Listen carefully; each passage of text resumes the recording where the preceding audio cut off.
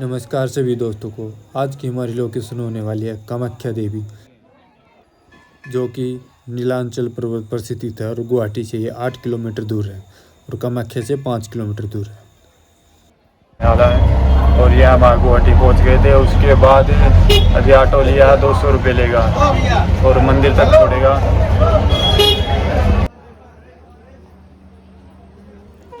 और ये Guwahati railway station है।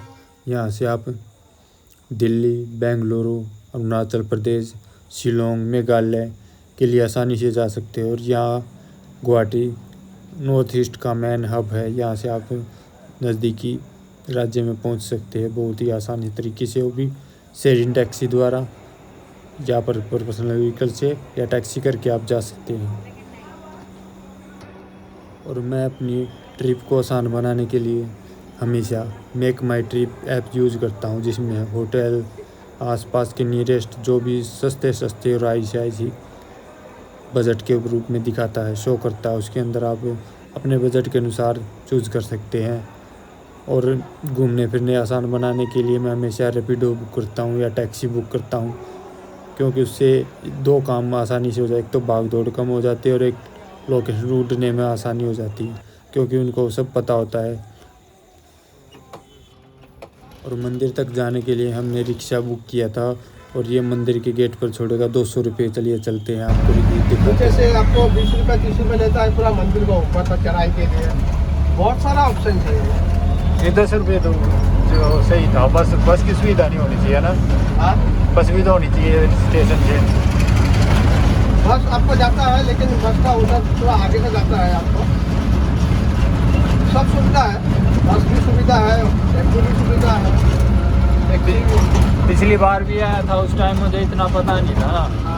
तो मंदिर का आधा काम रह गया, आधी पूजा रह गई थी।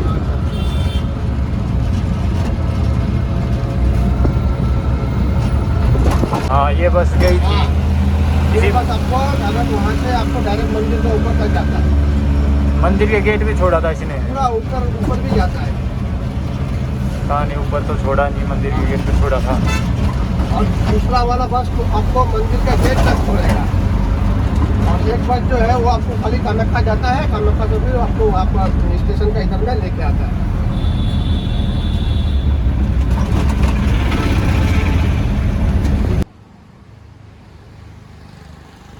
और ये हम कामाख्या के मेन गेट पर पहुंच चुके थे और यहाँ छोड़ गया था वो रिक्शा वाला।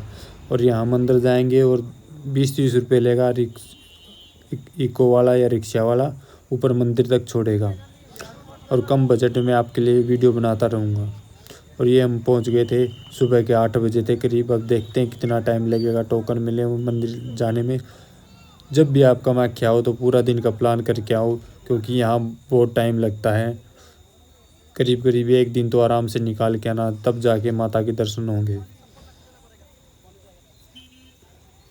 और यहाँ आप दुकान से आप प्रसाद लेंगे, यहीं पे आपका जूता या सामान रखा जाएगा।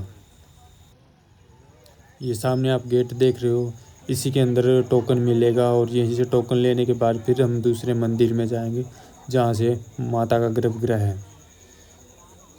और सुबह का टाइम था, देख सकते हो आप कितनी भीड़ हो चुकी है। और करीब 8 बजे का टाइम है और गर्मी बहुत ज़्यादा हो चुकी थी। और यहाँ दर्शन 2 प्रकार से होते हैं, एक वीआईपी और एक जनरल। वीआईपी के लिए आपको सुबह 5 बजे के करीब ऑनलाइन बुकिंग करनी होती है, वो सीमित सीटें होती है।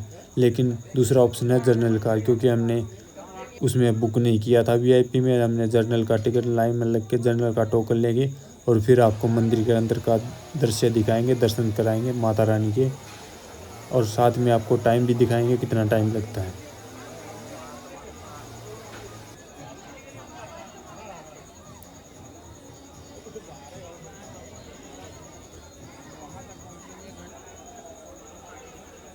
और बात करते हैं होटल के रूम बजट की, तो ये लगभग 1 बजने का टाइम हो चुका था, तब जाके हमारा नंबर आया था। अब यहाँ से हम टोकन लेंगे। ये हमारा टोकन आ चुका था, अब चलते हैं मंदिर की ओर। और मैं बात कर रहा था बजट की, तो होटल रूम यहाँ आसानी से 1000, 2000 रुपये, 3000 रुपये में नॉर्मली मिल जाएगा।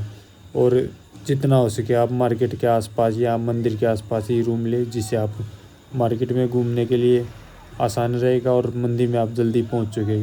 जितना जल्दी आप सुबह आओगे उतना जल्दी आप मंदिर में दर्शन करके बाहर निकल जाओगे, क्योंकि यहाँ जितना लेट आओगे उतनी ज़्यादा भीड़ बढ़ती रहेगी।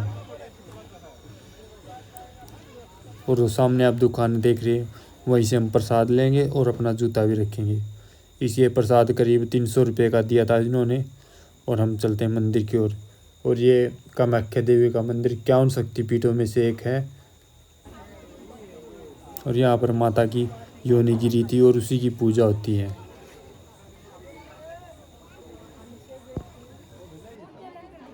कहते हैं जब शिव जी सती के शव को लेकर ब्रह्मांड में भ्रमण कर रहे थे तो विष्णु से उनका दुख देखा नहीं गया, तो उन्होंने अपने चक्कर से सती के शरीर के टुकड़े टुकड़े कर दिए थे। और यहाँ पर माता की योनि का भाग गिरा था और उसी की पूजा की जाती है और उसी में से एक जलधारा बहती रहती है। लेकिन हम जलधारा भी दिखा देते हैं, लेकिन अंदर फ़ोन अलाउड नहीं है। और कहते हैं कि इस मंदिर में अगर 3 बार आप माता रानी के दर्शन करते पूजा करते हैं तो आप मोह माया से दूर हो जाते हैं। ऐसे यहाँ के स्थानीय लोगों की धारणा है, यहाँ की कहानियाँ हैं। बाकी रहस्य मंदिर की में अंदर जानने के बाद पता करेंगे। और मेरे सामने ये मंदिर का गेट आ गया था और अभी दिखाते हैं।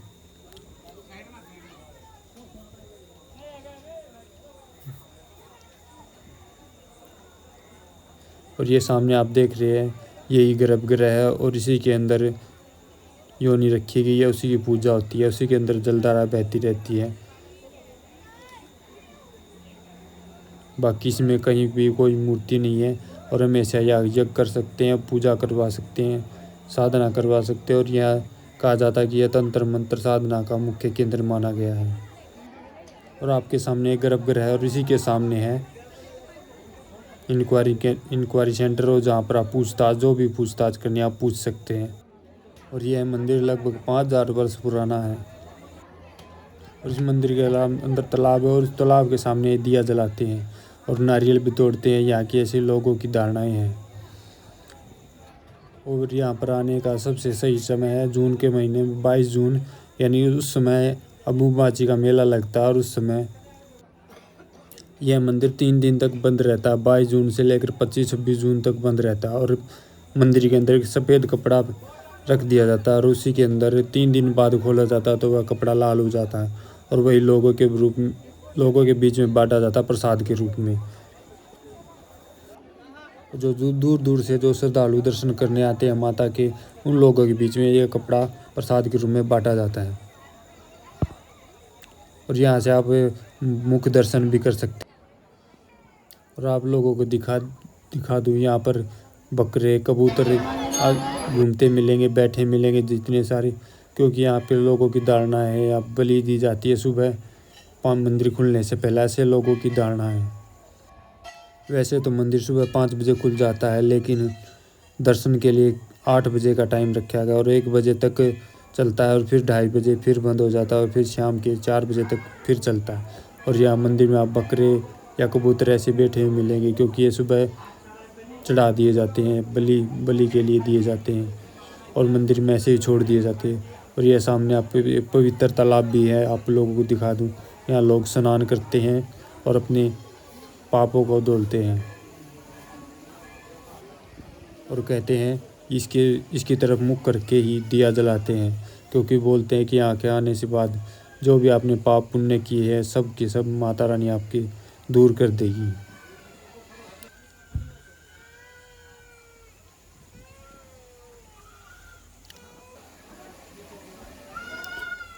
और ये सबसे बड़ा स्नान था मेरे जीवन का, सबके जीवन में ये स्नान सबसे बड़ा स्नान होता है। ये पल बहुत ही ज़्यादा सुंदर मनमोहक थे।